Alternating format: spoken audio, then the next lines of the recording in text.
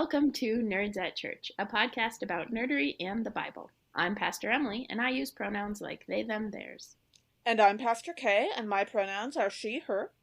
And I am JM, and my pronouns are they and them. In this episode, we'll discuss the third Sunday after Pentecost, also known as Proper 8 or Lectionary 13, which this year falls on June 26th. We have one content note for you this episode. During the deep dive, we discuss houselessness, arrest, and domestic violence. Check out the episode description for links to the Bible passages and other references we make in this episode. So today, for our deep dive into homelessness, we have Reverend J.M. Longworth, who is a minister of Word and Sacrament serving on the leadership team of Release Faith Community and a life-professed sibling in the Order of Ecumenical Franciscans. They are a grant writer and foundation specialist for Vermont's largest organization serving people experiencing and at risk of homelessness, and they believe deeply that housing is a human right and that everyone is entitled to trauma-informed healing and spiritual care. Welcome. We are Thank so you. glad to have you with us. It's a pleasure to be here today. So, JM, you have done a lot of work with folks who are houseless and those who want, for any number of reasons, to help them. I'm curious what that has been like for you, because you've done it in a few different capacities. Yeah, I'd say that it's been pretty transformative in both my own life and my sense of what ministry and mission looks like. And it certainly has opened a lot of windows towards understanding how to approach people in ways that it really deeply honors who they are, their sense of space, the sense of home that they create, even if they're not living in a house. And beyond that, I've been able to see how really taking small steps with a handful of dedicated people can make a big difference in terms of community impact. Both the mission work that I did in the city of Rutland, Vermont, as well as the organization that I work for now, both began as small committees of volunteers. People who were just really worried about what was happening with their neighbors, primarily under dangerous winter weather conditions. Because that's when I think folks become particularly aware when it's 30 below outside and they have a safe place to go to sleep, regardless of the choice matrix that people go through to decide where and when to sleep in a given day. When it's that cold and it's life-threatening to still be outside, I think a lot of people's attention is drawn to that. That being said, this is an issue that pervades pretty much every community across the entire country, and is something where there are people who are living outside for a wide variety of reasons. And then on top of that, there's a whole category of folks that are kind of hidden. Every year, every state conducts what's called a point-in-time count. And I'll tell you, it's rigged no matter which way you look at it. In most states where it's cold in the winter, it's done sometime in the middle of January. So it's one night in the middle of January. They count up people who are staying in shelters, people who are staying in motels where they're being specifically sheltered through a state program, right? So if you've just managed to come across $75 and have bought your own hotel room, those folks aren't counted. And then, of course, anyone who is staying either outside or in, the term HUD uses is a structure unfit for human habitation, right? So if you're sleeping in the cow barn at the fairground or in the basement of the abandoned dress factory, you might be inside, but that's not housing. Yeah. What's not included in all that, though, are the countless households, both families and individuals, who are in danger of losing their housing in the near future. It does not count households that are over-occupied, right? So if you have one apartment that is really designed for, say, 3 people, but there are 10 people living there, the extra 7 people don't get counted in any sort of count for houselessness or homelessness. And so there's a lot of folks, whether it's couch surfing or over-occupying family homes, that also are having housing instability but aren't included in all of these stats that are collected. And I did have to do a little bit of research, and it turns out it is true. It began as a joke on the television show Mr. Mayor, that's where I heard it, that in Los Angeles, where it doesn't get cold, they do the point-in-time count on the night of the Oscars, because all of these people have been removed from the street to make way for the Oscar celebration. And so Right. it drives down the point in time count to count who's sleeping outside when authorities have come through and swept the streets. Oh, Yeah. so speaking of that, there has been a trend, especially more recently, to criminalize homelessness. And it's part of a trend of antagonistic policies geared towards folks living in poverty. And that's like inhospitable benches and sidewalks, destruction of homeless camps, fines and jail for sleeping in public, among other things. I'm curious what you make of this and what do we do with that when it's so like that the Oscars thing where it's like so obvious. Mm-hmm. It's a feature, not a bug. Yeah. Right, right. Yeah. So, in some sense, while there may be escalating trends in terms of local public policy and in terms of environmental design, if you've ever looked, for example, under an alcove in a strip mall and thought to yourself, wow, why are all those weird cement spikes on the ground there? Mm-hmm. Well, it's because you can't sleep on cement spikes unless you have some very particularly, aesthetic kind of spiritual practice. Exactly. But the whole point of that environmental design is to make it hard for someone to use that alcove as a safe place to rest, either sitting down or to sleep. Mm-hmm. That being said, vagrancy laws have been in effect throughout the country's history, especially in cities. There's often been an attempt to regulate homelessness or not having a house to go to by simply exiting people from public spaces, right? And so rather than resolving any root causes, there's just been a desire to not see it. Some of this goes as far back as laws in England in the 1630s. Some of the early poor laws actually created the classes of poverty that we are still using on some level in public discourse today, right? So it divided those folks who were poor into deserving poor Mm-hmm. and undeserving poor. Right. Mm-hmm. Deserving poor folks got access to things like workhouses and the ability to go into essentially workfare type programs where they could begin earning money, and presumably at some point they would work their way into the industrial factory system and be off of the public system. Whereas the undeserving poor were often either ignored completely or crammed into profoundly unsanitary warehouses for people because of the thought that either as a result of mental health conditions, addiction, a lot of the same drivers that we see today, violence, history of maladaptive coping mechanisms, which is a euphemism for people who don't get along with others, Mm-hmm. that folks were often either swept away or contained in sort of these warehouse spaces. So unfortunately, while there may be some escalating trends at the moment, the concepts they're hundreds of years old. Mm, okay. And come to think of it, I recognized one of those phrases from a quote from Dorothy Day that I would imagine you've heard before. The gospel has taken away forever my right to discern between the deserving and the undeserving poor, something like that. Right. And so, yeah, she's directly referencing this social work concept and saying that the gospel obliterates it. Right.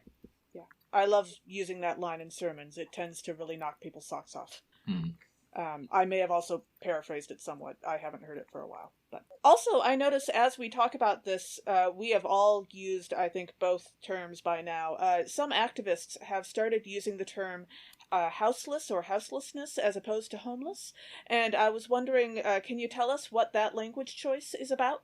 Sure. Well, the easy one to explain is the phrase homeless is a category established in federal law by the Housing and Urban Development Agency. So that's where that language comes from. And to be honest, it references a social preference for home ownership as a sign of successful citizenship. And I think that really that goes right back to the roots of the country when originally only landowners were allowed to participate in the government. Yeah. And so that's a throwback to that. So having a house, aka a home, especially one that you own, is a sign of real full citizenship, even though voting laws are no longer restricted in that way. When it comes to the concept of houselessness, that's intended to identify that oftentimes, especially if people have been rough sleeping for a very long time, they probably have some of the concepts of chosen family and community. They have community spaces.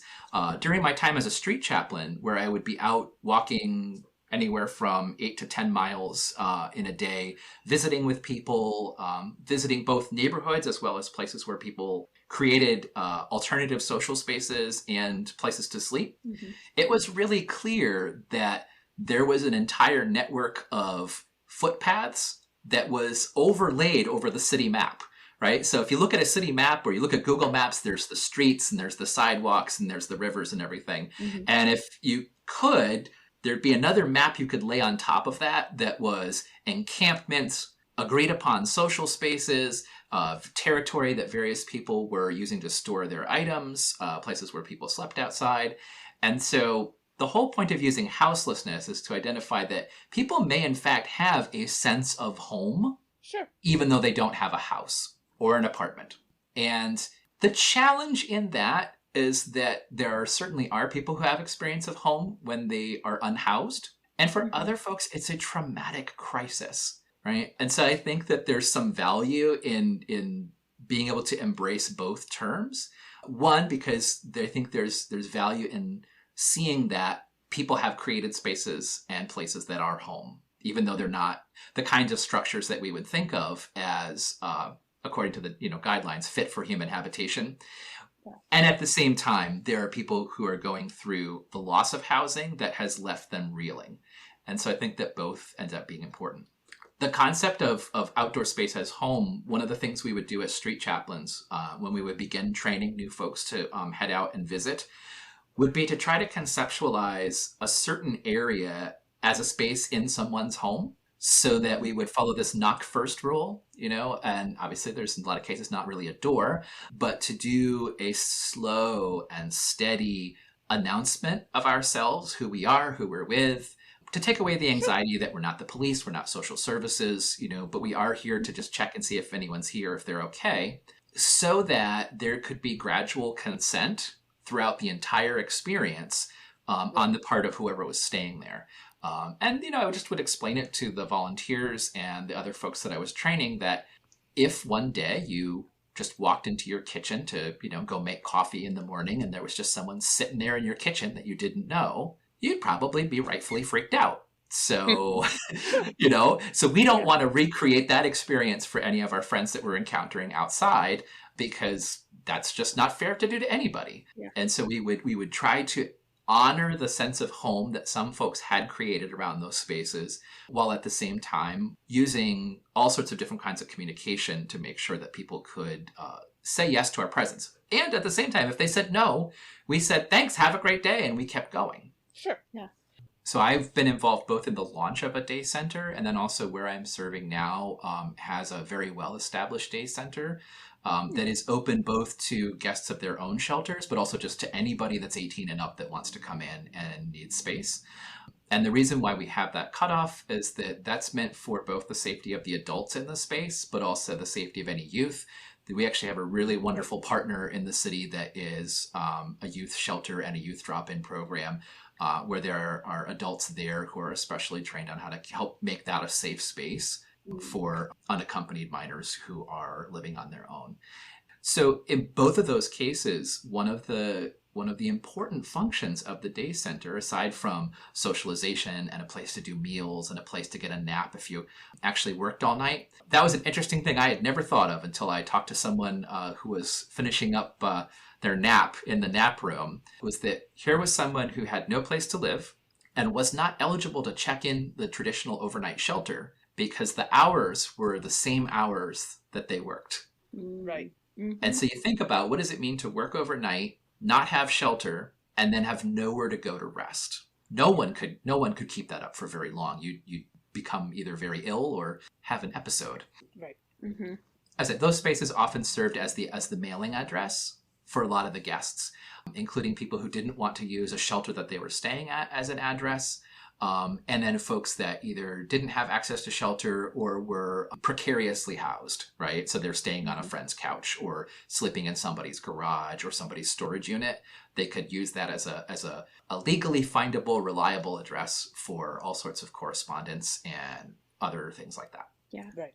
Which is really important. I think in some places, depending on like geographically where you are, there are different places that emphasize daytime, right? Like in Arizona, I was at a conference in Arizona and we were talking about houselessness there, and the emphasis there is on cooling shelters in the summer during the daytime versus Vermont, where it's making sure there's shelter in wintertime when it's really bad weather. Not that those are exclusive, but just like the different emphases, when in reality, like what we do need is this sort of a system that you're talking about where there are shelters that are available. And I think there's a lot of rightful criticism about different shelter programs in terms of like how safe they actually make people, and also having somewhere to go in the daytime, especially with attacks on libraries, because a lot of libraries are actually places where people can go, maybe not for a nap, but can go to hang out, can go to get resources, that sort of thing too. It's one of the few truly public spaces left that you don't have to pay to exist in. Yeah. Although theoretically, wouldn't it be nice if churches functioned that way too? Well, and that's part of, I think that there's an opportunity for churches and faith communities to participate in a significant way if they do some homework and understand what's in their neighborhood already, right? Because one of the best pieces of advice that I ever got from someone who ran a very substantial set of social services in Augusta, Maine, in the capital of Maine, was that make sure you've used up all your resources first before you go and open a and in this case, my original question was about a neighborhood-free restaurant, but basically sort of saying when you launch something brand new, the levels of scrutiny, are through the roof. So make sure you have every church kitchen, every neighborhood center, everything. Once you've tapped out all the available resources in your community, that becomes the time to gather together and say, hey, we're doing everything we can, but we need more capacity. So I talked a little bit about street chaplaincy. That was the first thing that we did to connect more closely with our neighbors. And that got a lot of volunteers from different faith communities and social organizations putting together care kits that we could use both just to provide basic care to the folks that we met and to leave care bags in places where we knew people were hanging out, but also so that we could provide information later down the road of other stuff that was going on. Right? Tipping people off. Here's where you can find a meal. Here's where you can get a bed for tonight. Here's the phone number for economic services if you think you might qualify for a motel stay. So that was the first thing that we did. But listening carefully to the guests that we were visiting with outside, we started to realize that the capacity had diminished in the community for free meals. So worked together with some of our guests to create a free meal inside a church building. And there was just this wonderful potluck spirit about it. We'd have kitchen captains and different people making all kinds of contributions to the dinner. And the most unique and wonderful version of this was in March of 2020. I don't know if y'all remember what happened that month. Like the world ended, right? Yeah. Yep. I was so distressed because I had one text message after another letting me know all of these community services and community meals that were shutting down for the foreseeable future, till it got to the point where there was going to be no free food in the last week of March anywhere in the city. Right. And so I went online and I begged some money from some friends, and I took a little bit of money from a discretionary account. We pooled that all together, and I went to a pizza place that had a drive-through, so it was still open. And I bought as much pizza as could fit in my car. Now, I don't know if you've ever driven home with a nice pizza in the car. And you're like, oh, the smell is great. You're getting excited about it. When it gets up to 75 pies all in the same car and the windows are steaming up and you just smell like garlic for days, it's pretty special. But I love the smell of garlic, so that sounds amazing. We pulled into the parking lot at the location where our dinner was usually served, popped the trunk, and just started passing out free food. And so the pandemic pizza party was like one of my favorite moments in the life of that community dinner, because we just were so afraid, right? And we wanted to do the right thing, but also wanted to make it as safe as possible. So it's like, here's some food that was, cooked in an oven, went straight in a box, and I'm not touching it either. Yeah. Right. So that was a way for us to do that. And then that evolved into a partnership with a local organization called Everyone Eats, which I think originally was planned as a way to rescue all our local restaurants while they were shut down. But so many of the restaurants and catering services and other groups that had really seen a massive drop off in their business kept participating, because it was a way for them to do what they loved, make food and get paid. And then all of those extra restaurant meals became part of the supplies that we could pass out. It wasn't until after a lot of these other things had happened that we had an established day center. So that was the last piece of that puzzle.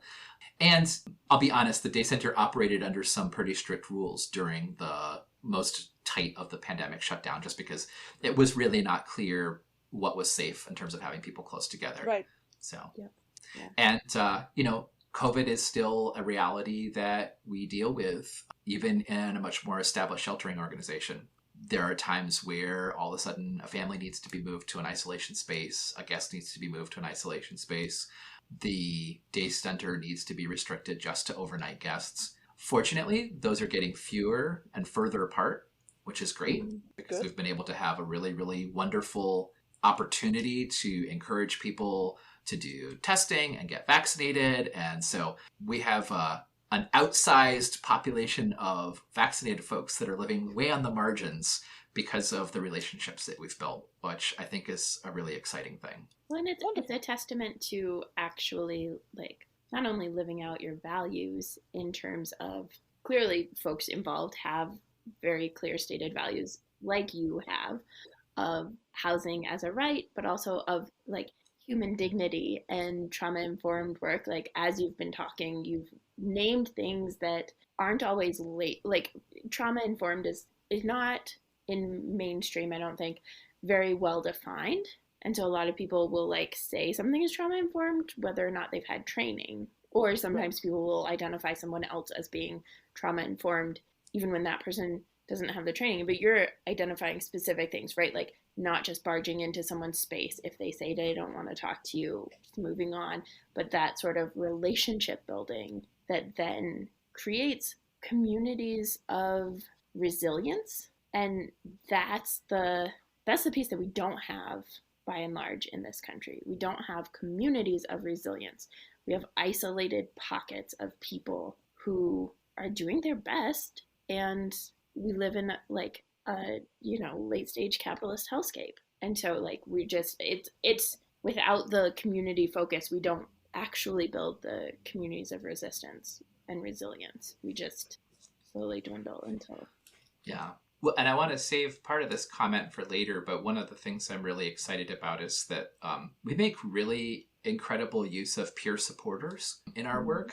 And peer supporters are part of a trauma-informed design, because it's allowing people who have gone through incredibly difficult and traumatic things, whether that's mental health recovery, addiction recovery, they've been houseless themselves, maybe all three, they've had some major losses as a result of those experiences, have now arrived at a point where not only can they treat those things gently within themselves, but that because they've learned that gentle touch with themselves, that they can also then be a support and an encouragement to someone else. And it comes across very differently when someone says, yeah, well, like the good sandwiches are at this place over here on King Street, because that's where I used to go for lunch, as opposed to, a clinician or a social worker saying, you really ought to eat some lunch.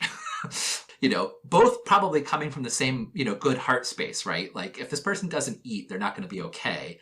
But it's just different when you can bring to bear the life experiences that have similar echoes, and yet that person has been able to be resilient in the face of those things. Yeah. There's a literal having walked in those shoes. Mm-hmm. Yeah. Right now, in terms of finances, especially, particularly given the pandemic, but we were well on our way in this direction before the pandemic, far too many people are on the brink of houselessness. And you kind of talked about that, folks who are maybe like housing insecure, Hmm. where they're staying with friends, couch surfing, or they're buried in debt, or for any number of reasons, financially insecure. They haven't gotten a raise as cost of living has skyrocketed. What do you think is going on with that? Sure. I mean, there's a lot of factors that go into all of the increased cost of living, and some of it, honestly, is the vast sums of rescue money that have gone into the system, which were essential, right? We went through a crisis of epic proportions. Rescue dollars of epic proportions was the appropriate response. And Yeah. yet, in some communities, we find ourselves in a place where there are more assistance dollars available than there are resources you can acquire with them. For example, Yeah. in Chittenden County, Vermont, the housing market is hovering around 0.9% vacancy. Now, just for comparison's sake, what's considered a healthy housing market has roughly 5 to 6% vacancy of all rental units at any given time, right? And that's reflecting a natural flow of people choosing different housing voluntarily, moving completely out of the area, folks moving into the area, new units coming online. So that 5 to 6% buffers is healthy and normal. Below that, it's considered squeezed. Above that, you're starting to get into situations where you may actually have neighborhoods that are abandoned because there's so little occupancy that it's probably headed in the direction of a discarded space. Now, as you talk about that, does that take into account places that are owned but are not being rented out and are not inhabited? Like maybe someone is just waiting to make a profit off the property, as that's something that we've been hearing more and more about lately. No, see, that's vacancy rates do not include single family homes that are owned by a single family owner, even if it's not, say it's a vacation home, right? Or something that somebody Sure. has acquired. So when Or the buildings, 47th Airbnb right? that So they have. let's say just for sake of example, there's a 3-story home that in New England they call them triple deckers, right? So there's 3-story home that's 3 separate apartments, one, two, three, one on each floor. That if that were owned and rented long term as apartments, then the status of those 3 apartments would be included in the vacancy rates. If a new owner bought the whole building and turned all 3 of them into Airbnbs or other sorts of short-term rentals, they would essentially vanish from the housing stock. Mm. And so there's a whole other issue too that often gets overlooked, which is that there's can be a real knock-on effect depending on what's missing in a particular area. Some communities desperately need more safe and affordable senior living situations. So that includes assisted Sure. living and independent living and even some other more intensive forms of safe places for seniors to live. And so when those don't exist, especially when they don't exist in an affordable way, seniors who are homeowners and oftentimes have paid off those homes stay in them. When they stay in them, it makes it harder for there to be enough housing stock available for new home buyers. Because oftentimes the kind of homes that new home buyers would buy would be the sort of things that these folks are vacating when they move to an assisted living or other safe senior living. Those home buyers buy those things, which means that those home buyers don't rent, right? That frees up the top tier apartments that they would have rented, which allows folks that are in less expensive apartments that are maybe looking for more living space but aren't ready to buy a home to move up the property ladder, which then frees up lower cost apartments for folks that are really desperate and struggling and potentially can help reset the whole thing. So it's not just a matter of enough, it's a matter of enough of the right thing, right? If we put up tons and tons of housing and it's all only of one class or it's all only one kind, then that actually doesn't help the problem. Yeah. A neighborhood of 47 McMansions is not actually going to solve your community's issue of affordable housing. No, it's not. How strange. Yeah. Not at all. But they'll all be beige together. There you go. Nor are endless towers of apartments or condos that are really designed to be owned or that are rented out at what's called, luxury rate, which is well above fair market value. Yeah, Right. there's a lot of evidence too around like development of apartment buildings that actually mixed income neighborhoods and apartment buildings are the best model because I mean diversity is pretty much always the better option in any number of ways, but it also like allows for it to not be monoliths isolated in a space. And yeah. Yeah. Oh, absolutely. And it helps cut down on certain sorts of lopsided educational funding and over policing in certain neighborhoods based on race or class. There's a lot of reasons why mixed neighborhoods are better. So you've talked about a lot of different like the systemic stuff and the getting involved in trying to make sure that people have access to shelter and their needs. So I'm curious, there's also been like talk in the last maybe decade about like toxic charity, which is like a whole other thing that it's a whole thing that could be a deep dive on its own. But I'm curious how you see or experience the intersections of charity and justice and solidarity in terms of addressing houselessness, because like when I've encountered people, there's a way that there's like progressions that are possible, but also like what are the things that are actually needed? I don't know. I'm curious. Yeah. I think that it's really interesting. The boundaries around toxic charity are very similar to the kinds of boundaries that one wants to maintain in a trauma-informed relationship, right? And so when there is a lack of consent and participation on the part of the recipients, when there is a lack of consultation about people's needs and the specific sorts of activities that they would like to see developed so that they could develop it together in community, when there is a presumption about who needs what resources and for what purpose, and folks are not allowed to drive the experience through their own experiences, through their own strengths, those are all signs that something has gone really awry. In a similar fashion, when an organization is very Lone Ranger about the way they work in their community, that for me is always a gigantic, it's not even a red flag. That's like a minion running by with a flashing light on its head. Right? Yeah, that is waving the red cape at the bullet, basically. And so in many cases, there are community collaboratives. In some states, they're called a continuum of care or an alliance to end homelessness. There are a variety of superstructures that allow people to be in deep conversation, both with recipients and with providers, and to do things in a planful way so that there's not duplication of effort, there's not effort that is unasked for, that there's opportunities for people to see how the different pieces of the puzzle fit together.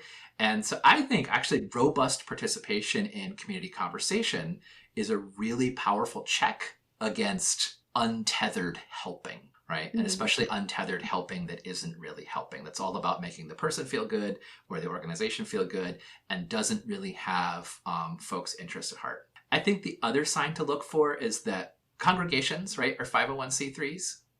And most social and human service organizations are 501c3, which is an IRS code for tax exempt.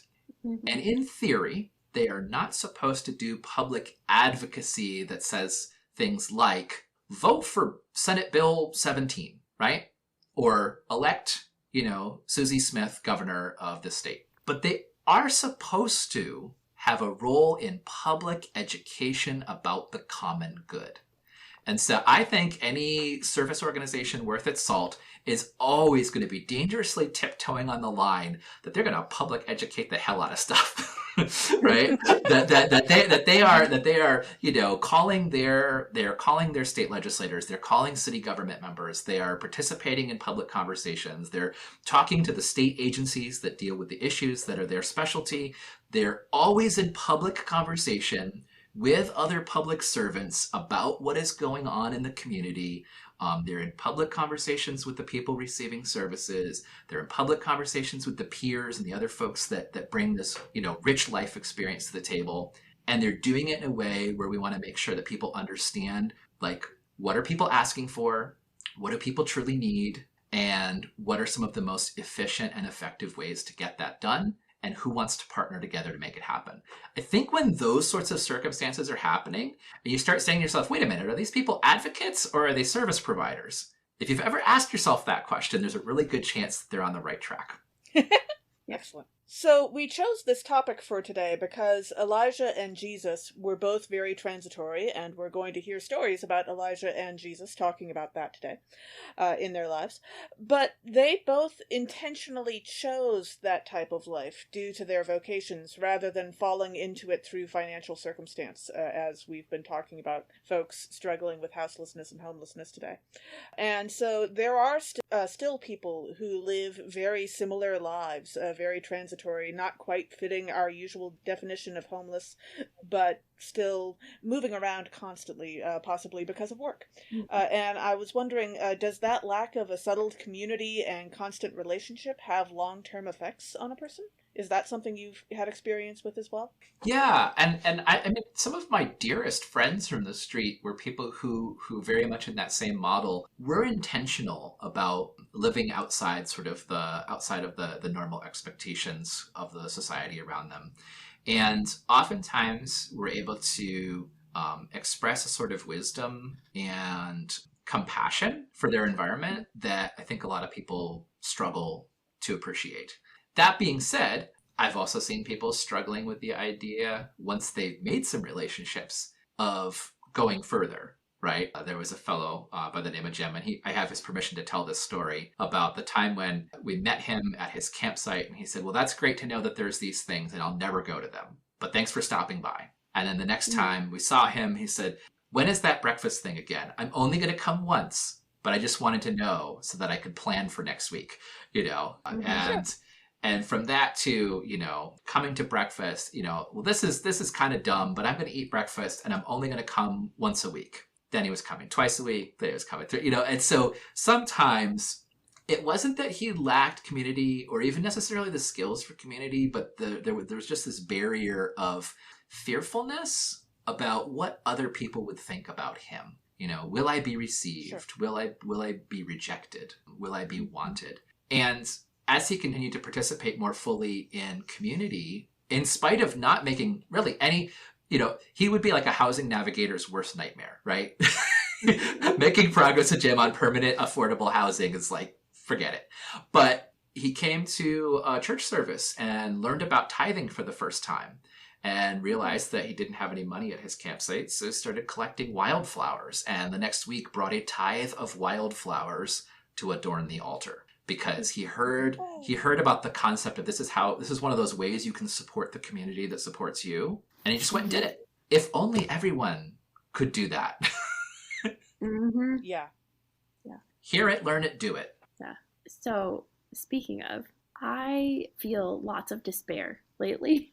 That story is one that actually reminds me of the hope that is in the world. But I'm curious, particularly for you. And I know you through many avenues, including as a spiritual director and colleague and all sorts of things. How do you hold on to hope in the midst of all of the everything that is our reality right now? Yeah.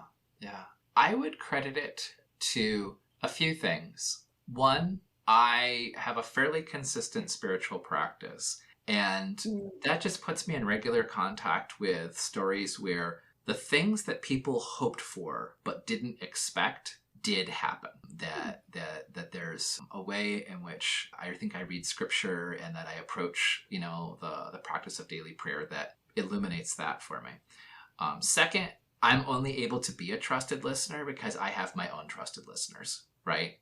And so I know that if I'm going to be in a position where I get to hear a lot of very challenging stuff and a lot of really hard stuff, that I have a place that I can go to talk about my hard stuff. And so that's really important. And it gives me hope just in the sense of the relief that I feel when I've been able to work with one of my trusted listeners, that even though I can't know for certain that someone has felt that in working with me, it gives me an approximation of, oh, okay, I now feel like everything's going to be okay because I got it out and I processed. And hopefully someone else feels the same way too. And then lastly, I garden. And the cool thing about a garden is that it dies every single year without fail. Without fail. It always dies. And then we have some winter to think it over and to readjust where the plants are going to go and which box and which patch of soil to amend the soil to work it. And by the time spring comes, it's time for new life, right? And I think that we get really hung up in this culture in terms of getting it right once and never getting it wrong. Because on some level, failure, or at least failure to meet the expectations that society has set forth, it's like the only sin that we have left, right?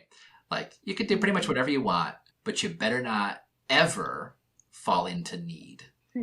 And so I think what's lovely about building relationship with something that dies and then comes back and requires a lot of care and a lot of interdependence is that it gives me hope that if I can bring the garden back, then, I think that there's opportunities for new life to spring up, even when everything dies. Yeah, that's lovely. So our readings for this, whatever day it is, our readings for this episode begin with 1 Kings chapter 19, verses 15 through 16, and verses 19 through 21. The prophet Elijah is instructed by God to anoint his successor, Elisha. Elisha follows Elijah after being rebuked for wanting to say goodbye to his parents and feeding the community with 24 of their oxen as an apology. And if you got confused by this text, that's okay, because I did too. And also, people pronounce Elisha and Elijah in very different ways. This is my favorite way of being able to hear a difference. Yes. Just as like a standard disclaimer for you all, for our dear listeners. One of the things that I noticed in this that I hadn't noticed before is, so it's within the framework of like raising up new leaders, right? God is giving Elijah people to appoint to do the things next. And God says that Elisha will be the next prophet. And then Elijah is like, hey, come be my servant. And I was like, I don't think this means what you think it means, right? Like, but it is like in our world, how we structure things, whether it's, having interns, and are the interns responsible for getting everybody coffee or for actually gaining life experience and work experience in that thing. But it reminded me of, or sometimes both. Sometimes both. But it reminded me of, and I think actually Susanna Porter talked about this in our vocation episode when she was talking about her work organizing and having interns and giving them the tools that they needed and the training to actually make it worth it, because they weren't paying them. But in the book series Legend by Marie Lu, it raises that question of, is the society training, equipping, teaching to think critically? Or are they creating robots / servants / soldiers who just follow unquestioningly, like June? And June is one of the two main characters and ends up is just in follow orders kind of mode until something breaks that. But I would hope that Elijah would treat Elisha as more than just a servant, but in fact as an apprentice, perhaps, who's rather than a butler. Yeah, based on what God said he was going to do. It's interesting because when I read this text, the first thing that popped in my head was like, oh, okay, so Elijah is like a peer supporter, right? Someone who provides exemplary formation. And maybe he's not as kind and welcoming to Elisha as he could be in this space, but also Elijah's just gone through some really wacky, heavy There's been death and murder and bloodthirsty monarchs, and he was so tired and sad that he just wanted to sit under a tree and die. And then it's like, oh, now this kid. Right? But at the same time, it's like, okay, fine, you want to see how this works? Come be a prophet. Mm-hmm. Yeah. Sort of knowing that it's not easy and it's not fun. Yeah. Mm-hmm. And maybe calling Elisha a servant gives him the space to own the prophet title in his time and not just be like, hey, you I just met, want to come be a prophet? Oh yeah, prophets always die, except for me. Yeah. Coolest Uber ride ever. Absolutely. I don't know. I don't know that I would want to get into a car with flaming wheels. That seems like a bad idea on the whole, but unless it was designed that way, which presumably that one was. Yeah, I just love fire, so I might do it anyway. Well, I do too, but when it's that close to an engine filled with petroleum, that seems like a terrible plan. For those who may not be familiar, we're referring to Elijah being raised up into heaven by some chariot with flaming wheels. That is quite the extraordinary vision somewhere in First Kings. I don't remember the chapter. Yes. But it is a very trippy passage. We'll link to it in our episode description. Sure. Yeah. As we dive into the verses, in the first half of verse 16, God's telling Elijah who all is going to be anointed, and so says, "Also you shall anoint Jehu, son of Nimshi, as king over Israel." And this is like a fairly obscure passage, right? Like, this is a small part of the story of Elijah and Elisha, and the one that gets kind of skimmed over a fair amount. And so I don't think I've read it in a while. And since I think the last time that I really paid attention to it, if I ever did, there has been a creation of Jehu's Table with a shout out to Pastor Kelsey, who was on our Reign of Christ the Queen episode to talk about pose and ballroom culture, and she's the pastor of Jehu's Table. And Jehu Jones was the first person of African descent to serve as pastor in an ELCA, which is our collective denomination of Lutherans, predecessor body, and was financially taken advantage of, as would not surprise us. But I thought it was really cool that, like, Jehu, that connection to Jehu's name and the role in the Bible as king over Israel. Absolutely. Mm-hmm. And then in verse 21, which is super long, and so therefore I will read a selection of, we read, "Elisha took the yoke of oxen and slaughtered them. He boiled their flesh and gave it to the people, and they ate." And so in the previous incarnation of this podcast, about 3 years ago, when we heard this passage the last time, I talked about what a crime it was to boil perfectly good beef, because I am not a vegetarian, and this just offended me on a very deep level. But this time, I would like to take a moment to, like, that is still true, I am not arguing with that, but I would like to point out the enormous amount of time and energy that it would have taken to boil 24 oxen's worth of meat, instead of, like, barbecuing it, which would have been so much easier. And tastier. Exactly. And so Elisha is basically Rube Goldberging this process. If no one here has ever built a Rube Goldberg machine, which was totally my favorite high school science class project, a Rube Goldberg machine takes way, way, way more steps, as many steps as possible, to do a very simple thing than necessary. Mm-hmm. You try to add as many steps to the process as you can and make it as ridiculous as possible. And if you have never built a Rube Goldberg machine, it is a very good way to spend an afternoon, although your living space may be a complete mess afterwards. And there are lots of fantastic videos on YouTube of watching people run their Rube Goldberg machines. And sometimes they actually work, and sometimes, not so much. But it's building it that's the fun part. So I was struck by how much food that is. Yeah, that is an enormous amount of food. That must have been a lot of neighbors, and, like, even then, how long did it take them to eat it all? Especially since it was boiled and probably tasted terrible. Like, oh my goodness. I was thinking of JM's example of the pandemic pizza party, right? Like, this feels like a pandemic pizza party. Everything is changing. What do we do? Food for the whole, like, I don't know how Alicia's parents felt about losing all of that income all at once, and that's yeah, that was, like, if Elisha wanted to make sure he wasn't going to go home again, that was one way to do it. Yeah. And at the same time, I wonder if those neighbors took care of his parents as a result of that extravagant generosity. Yeah. Yes, I would hope so. I've been thinking about that a lot recently in terms of, like, giving money when it is needed, especially in the context of community, and just trusting that it is going where it is needed. And if it is if I need it, it will come to me, and if others need it, it will go to them. And but that sort of community. Yeah. That now ancient meme of, you're a millennial when your friend group has been passing around the same $20 for the last 3 years. Yep. Yeah. Our second reading today is from Galatians chapter 5, verse 1, and verses 13 through 25.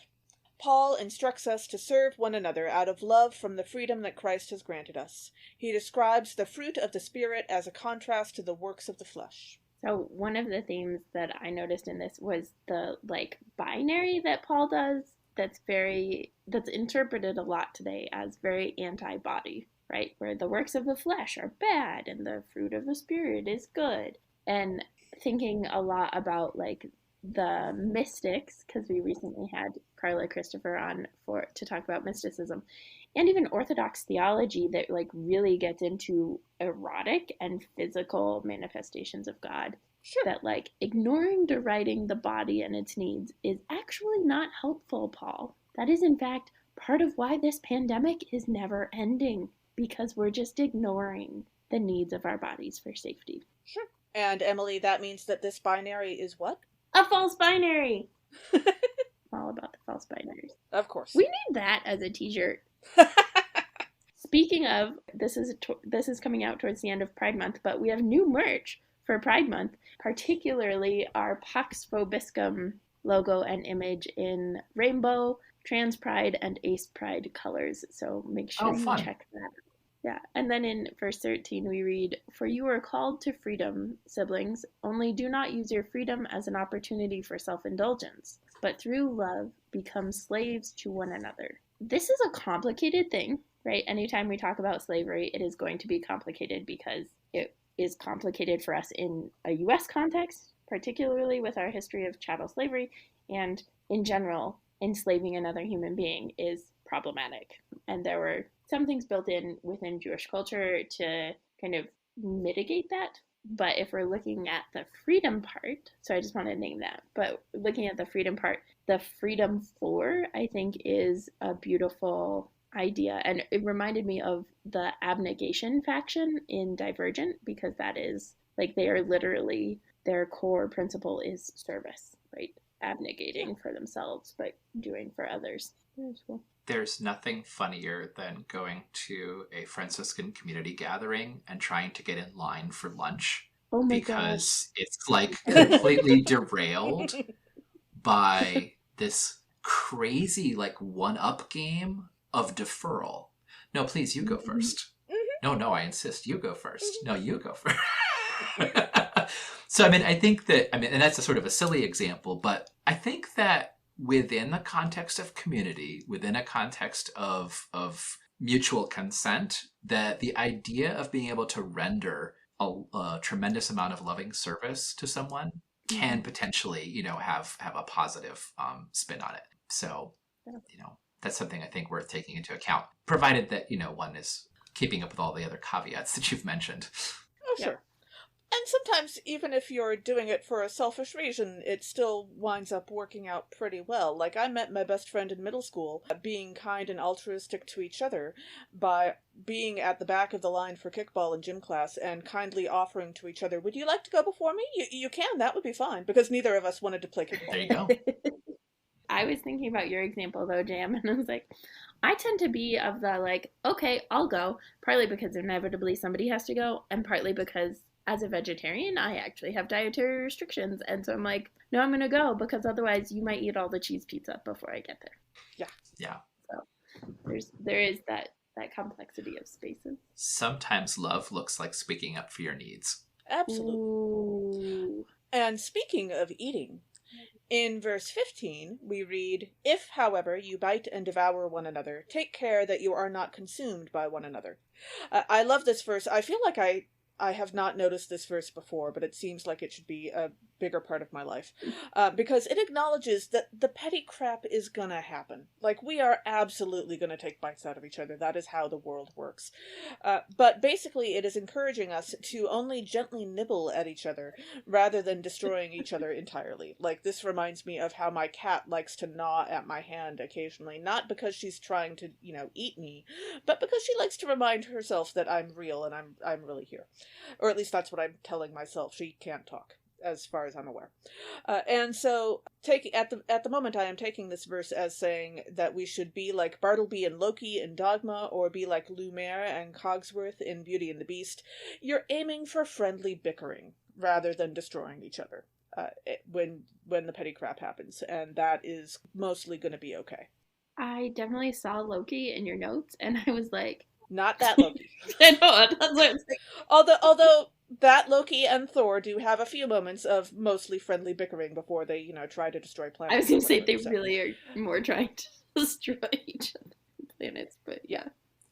There is something to this idea that a successful relationship, whatever it is, whether it's a friendship or a partnership, that being able to fight well and in great love is an important skill. That if there's no bickering, then there's no vulnerability. Right. And if there's one skill I try to make sure a couple has in premarital counseling, come to think of it, we talk about that right away, being able to fight well. Mm-hmm. Yeah, that has been a practice of, like, it's hard and it sucks to fight, but to be able to fight well and to argue well and to get into disagreements and learn something from them. Mm-hmm. Yeah. Our gospel reading for this episode is Luke chapter 9, verses 51 through 62.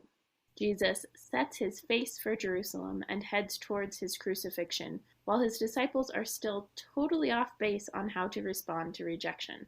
On the way, he encounters potential disciples, from whom he demands similar determination. So one of the themes in this is just really bad Christianity, and like the colonizing kind of Christianity. A note to the disciples: don't command fire to come down and consume people. This is murder not bad. The way.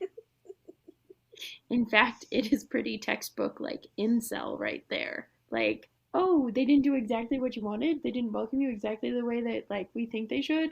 Let's just destroy them all. We have enough of that going on right now. We don't need any more. Yeah. And sometimes that negation or that quick fix doesn't look like, we're going to blow them up with a comet, but it looks like the person who sees somebody begging at the entrance to a strip mall and instead of helping or just going about their business, feels compelled to roll down their window and yell, "Get a job," or "Move somewhere cheaper, get off the street." Yeah. One of the biggest smiles I've ever gotten from someone out on the street was when I noticed that they were asking for alms. And so I began my introduction. I said, I see that you're working and you look pretty busy right now. When there's a lull, do you want to chat for a second? And it was just this really cool moment where all of a sudden that person took a much less standoffish approach towards our little team of aimless wanderers. Yeah. I had never thought about that, like the framing of that in that way. I mean, I had, like, the people that yell things out of their cars, but that's a really helpful framing. We have squeegee boys in Baltimore who will squeegee windows, and you pay the money when you're at the stoplight or whatever. And occasionally, I don't encounter them a ton because I just, like, drive in weird hours, but there have been times where we're like, I have no cash, and they now have Cash App or Venmo, but it's like, I don't have money to give you. And then frequently, like, they will just, like, draw a little heart on your windshield with the squeegee, and it's this, like, beautiful, like, the times that I have encountered them have been, like, beautiful community, like, relational things, and they're, like, more obviously working, right? They are providing a service to people in cars, which feels more obvious as working, but to think about all of the folks that I encounter as working, much more helpful. Yeah. And then as we dive into the verses, in verse 60, Jesus says to this potential disciple who wants to bury their father, "Let the dead bury their own dead. But as for you, go and proclaim the kingdom of God." And it really just feels right now like we are the dead burying our own dead. Like, we're in a pandemic. Over 1 million people in this country have died, let alone globally. And we keep burying each other. And then we're, like, the policies that we're creating are continuing that. Like, we are the dead burying our dead when we are funding police instead of people and that sort of thing. But then I also was, like, on a much different note, wondering how this would work in Westworld, the show, because they're AI, and so they die and are killed, but are they dead? Are they alive? That is the moment when alive and dead becomes its own false binary. Yeah. Man, random associations. No, I can see it. I was just thinking, I mean, there's physically dead, and then there's also, like, emotionally dead, spiritually dead. And speaking of the dead burying the dead during the pandemic, how many of us have, And then in verse 61, we read, "Another said, 'I will follow you, Lord, but let me first say farewell to those at my home.'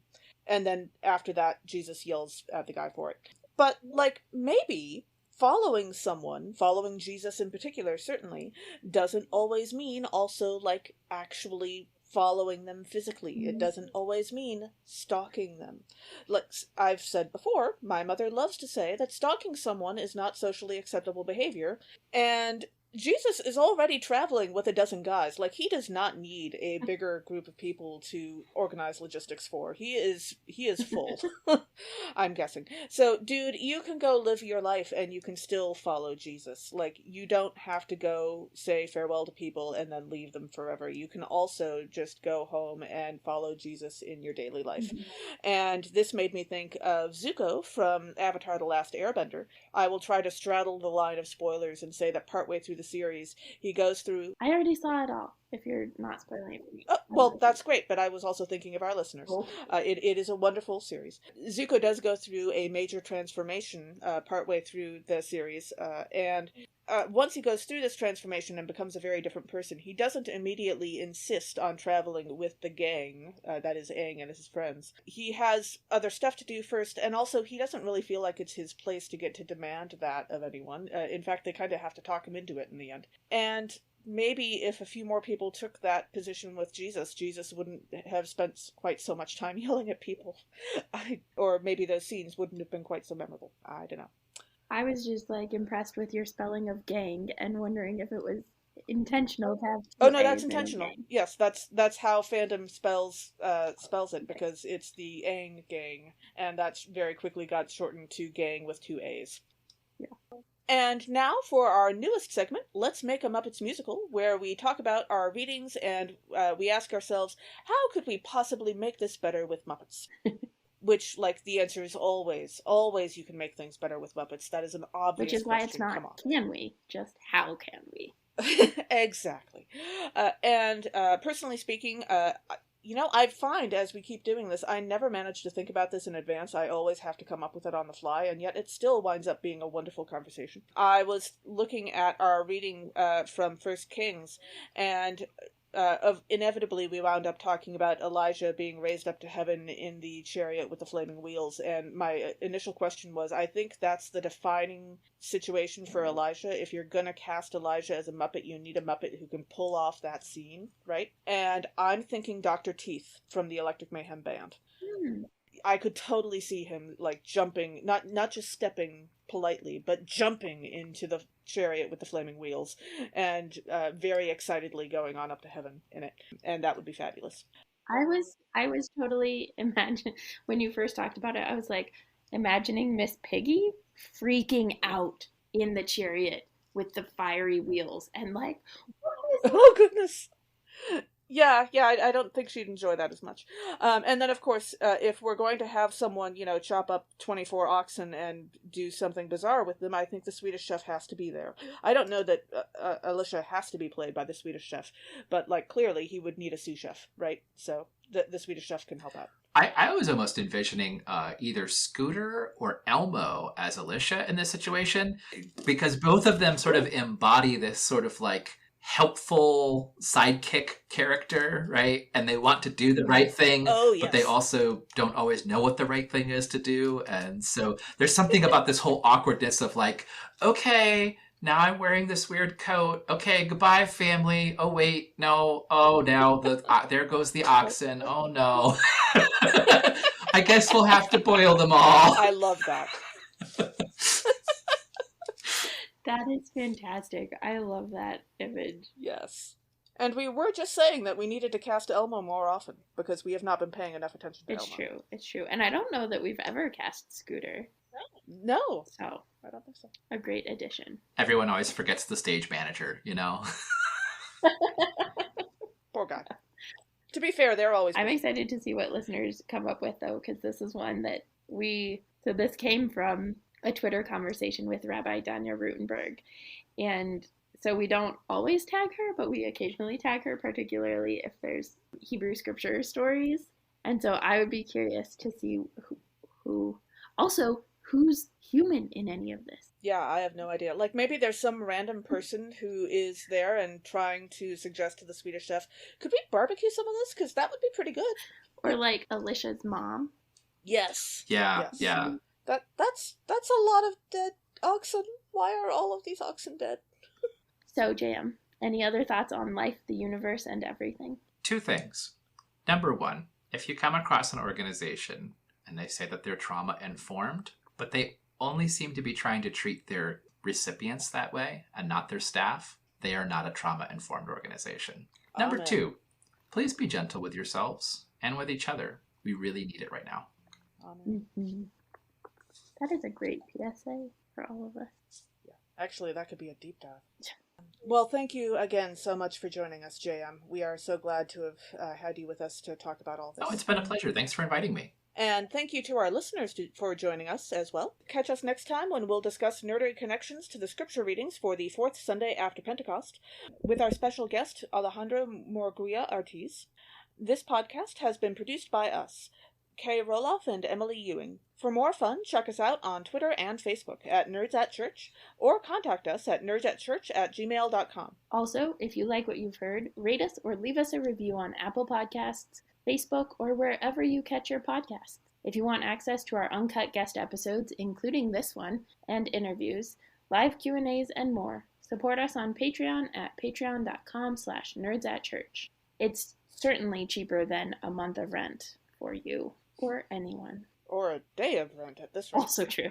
Also, let us know on Facebook or Twitter who you would cast for Let's Make a Muppets Musical for this episode. As the ancient Christian said, Pax vobiscum.